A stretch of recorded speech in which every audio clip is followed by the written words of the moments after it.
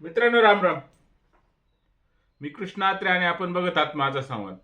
मित्रांनो, हुमायूं कबीर हे नाव ऐकलेलं आहे तुम्ही? एवढ्यात 6 डिसेंबर नंतर त्यांचा मोठा गाजावाजा सध्या पूर्ण भारतभर होतो, विशेषतः पश्चिम बंगालमध्ये. आणि सगळीकडेच होतोय सध्या, सगळ्या मीडियामध्ये त्यांची चर्चा चालू आहे. आणि काल शुक्रवार होता, म्हणजे एका समाजाच्या, मुस्लिम समाजामध्ये शुक्रवारला फार महत्त्व असतं. 6 डिसेंबर नंतर हा त्यांचा दुसरा शुक्रवार होता. आणि पहिल्या शुक्रवारी 6 डिसेंबरला त्यांनी घोषणा केली होती की मी बाबरी मस्जिद उभारणार आहे.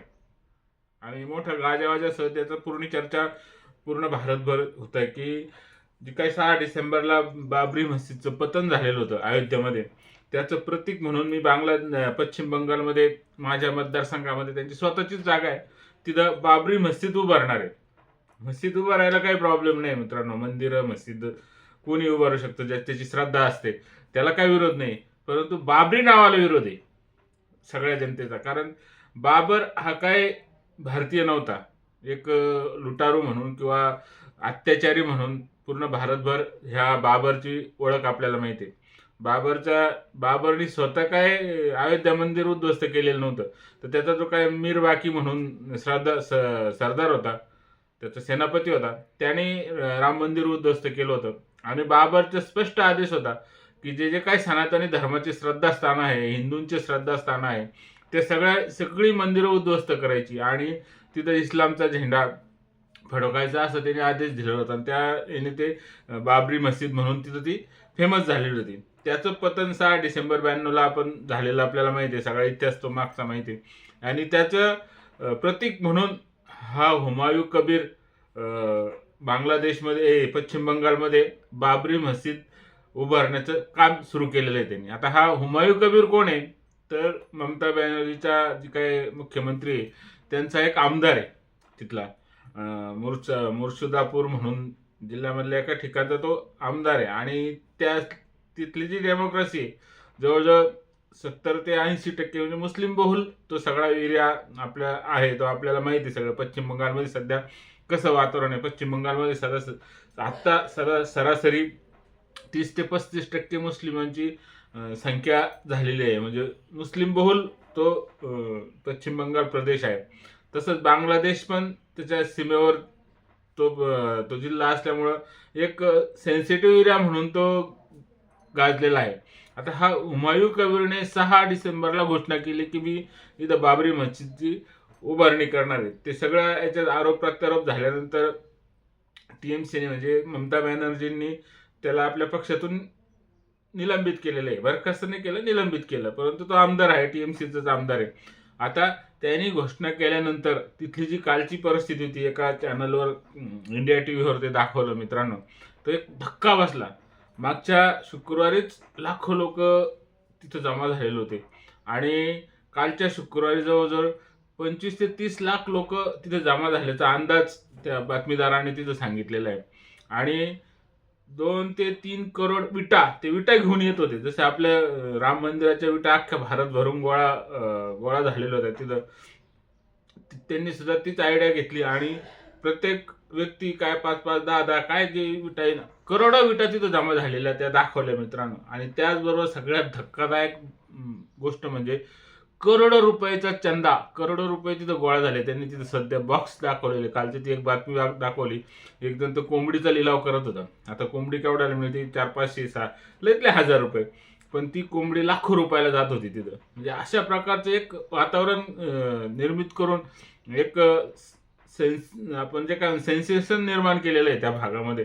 आणि पूर्ण भारतभर त्या गोष्टीची चर्चा आहे. आता आपले जे काय सेक्युलरिझमचे पत्रकार म्हणा, वामपंथी म्हणा, किंवा मुस्लिम लागून चालून करणारे पक्ष त्याच्यावर आवाज उठवणार नाही. आपल्याला माहिती आहे, राम मंदिराचा ज्यावेळेस वर्गणी गोळा झाली त्यावर लाखो लोकांनी, आपल्या उद्धव साहेबांनी सुद्धा त्याच्यावर आक्षेप घेतला होता का याचा हिशेब द्या, अमकं द्या. त्यांनी तर का वर्गणी काही दिली नसेल, परंतु त्यांनी वर्गणी न देता सुद्धा त्याचा हिशेब मागितला होता. अजून सुद्धा आता सुद्धा ते माझ्या मते संजय सिंग, आम आदमी पार्टीचा, त्याच्यातल्या संसदेमध्ये त्यांनी तो मुद्दा उपस्थित केला होता, वर्गणीचा हिशेब काय.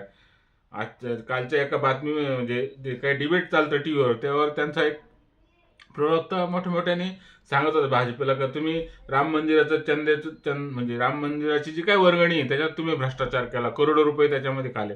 अरे तुम्ही 1 रुपया दिला नाही त्याच्यामध्ये, बरोबर आहे की नाही? राम मंदिराच्या उभारणीसाठी ह्या वामपंथी किंवा विरोधी पक्षांनी पैसे दिले का? बरोबर आहे का नाही? हे सर्वसामान्य जनतेचा पैसा आहे. मग सर्वसामान्य जनतेला काही आक्षेप नाही, तुम्हाला आक्षेप घ्यायची काय गरज आहे? तुम्ही जर त्यामध्ये 1 रुपया जर खर्च केलेला नसेल, तर तुम्ही ते भाजपने भ्रष्टाचार करू किंवा काय ते मंदिर उभारणाऱ्या समितीने पैसे खाऊ, तुम्हाला घेणं काय त्याच्याशी? तुम्हाला राम मंदिराशी घेणं नाही, तुम्ही कधी गेले नाही, दर्शन केलं नाही, तुम्हाला सनातन हिंदू धर्मांचा प्रचंड राग आहे, त्याच्यावर अनेक प्रकारचे आक्षेप तुम्ही घेतात. आता एक जण त्यांचा तो TMCचाच खासदार बोललेला की राम हिंदू नव्हताच म्हणे, हिंदू एक मुस्लिम तुम्ही सिद्ध करा. रामकालीन किती वर्ष, हजारो, 5,000 वर्षापूर्वीचा कालावधी, त्याच्या अगोदरचा, बरोबर आहे की नाही? त्यावेळेस हे धर्म अस्तित्वात होते का? मुस्लिम धर्म म्हणा, ख्रिश्चन धर्म म्हणा, त्यावेळेस होते का अस्तित्वात? याचा सुद्धा हे लोक विचार करत नाही. फक्त सनातन म्हटलं, राम म्हटलं का हिंदूंची जे श्रद्धास्थानं म्हटलं, त्याचं काही व्हायला लागलं की यांच्या लगेच पोटात दुखतं, बरोबर आहे की नाही? एक तर म्हणजे मुस्लिम धर्माच्या कोणत्याही धर्मगुरूने त्याच्यावर आक्षेप घेतलेला नाही, हे विशेष मित्रांनो. आक्षेप घेतात हिंदू लोकच. आता यांना हिंदू म्हणावं का काय म्हणावं, बरोबर आहे का? आता ते देव मानती नाही, हा त्यांचा ज्याचा त्याचा प्रश्न आहे, देव माना नका मानू.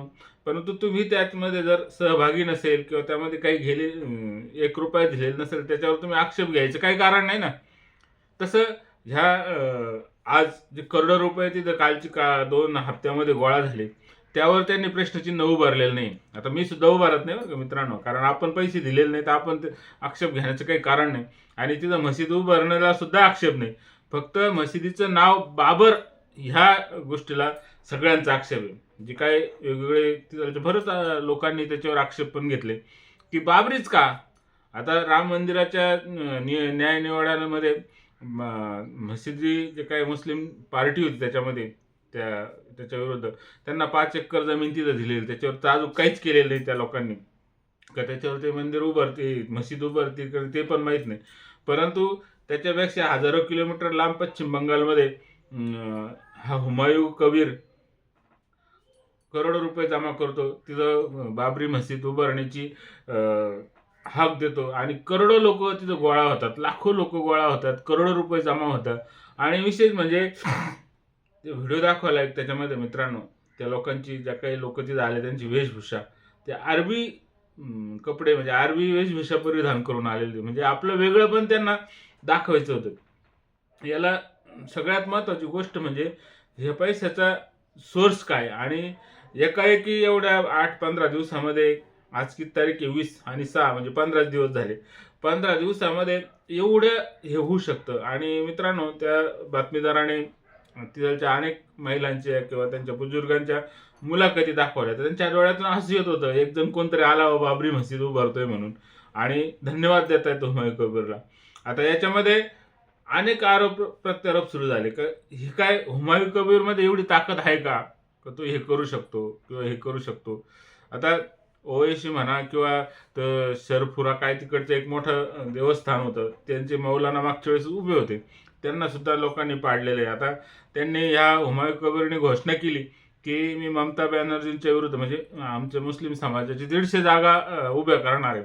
आता त्याच्यातून चर्चा सुरू झाली की याचा फायदा भाजपला होतोय, म्हणजे मुस्लिम समाजाचं जर मतविभाजन झालं तर त्याचा फायदा भाजपला होईल अशी हे केलं, म्हणून भाजपचा त्यांना छुपा पाठिंबा आहे बा हुमायूं कबीरला, अशी पण चर्चा झाली. परंतु हुमायूं कबीरचं स्टेटमेंट कालच्या याच्यामध्ये दाखवलं मित्रांनो की ममता बॅनर्जींनी मंदिरं उभारतात तर मी मशिदी उभारण्यात काय म्हणजे त्याला विरोध का? विरोध नाही आहे मित्रांनो कोणाचा, फक्त बाबर नावाला विरोध आहे. तुम्ही मशिदी उभारू शकता, पैसे गोळा करू शकता, जनतेच्या आस्था आहे त्या आपल्या धर्माप्रती, त्याला आक्षेप नाही. परंतु जो भारतीय नसून लुटारू म्हणून त्याची गणना झालेली, आणि बाबर काय भारतीय नव्हता ना, तो बाहेरून आलेला, आपल्या देशावर आक्रमण करून त्यांनी सत्ता काबीज केली अनेक जे काय आपला पुरातन धर्म होता, सनातन धर्म, त्याच्यावर प्रचंड आक्रमण केले. अनेक लोकांच्या हत्या, कत्तल, काय अत्याचार हिंदू धर्मीय लोकांवर केले. तर त्यामुळं रोष आहे भारतीयांचा, बरोबर आहे की नाही. माझं म्हणणं पडतं ना मित्रांनो, की हा हुमायूं कबीर त्यांनी मस्जिद बांधायला कोणताही सर्वसामान्य व्यक्तीचा आक्षेप असायला नाही, नसणार पण आहे. फक्त जे काय नाव त्याने दिलं बाबर, तुम्ही तुमच्या तुमच्या देवस्थानाचं नाव घेऊन ती मशीद उभारू शकतात.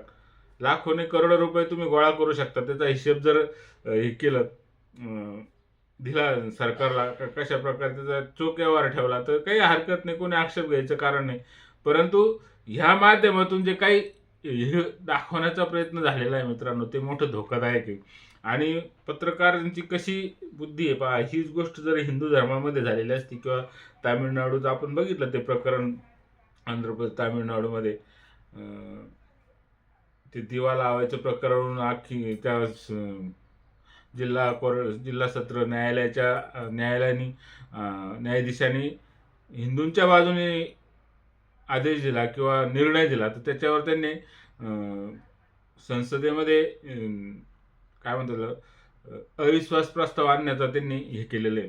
हे सगळ्या गोष्टी त्यात आपले उद्धव ठाकरेंचा पण सपोर्ट आहे. विरोधी पक्ष म्हणजे सनातन धर्माला जिथं जिथं विरोध होईल तिथे तिथं आपले उद्धव ठाकरे साहेब म्हणा किंवा काँग्रेस तर सनातन धर्माच्या विरोध आहे, ते देव मानत नाही काँग्रेसचे लोक, ते अनेक प्रकारचे आक्षेप घेतात, हे तर सगळ्यांना माहिती आहे.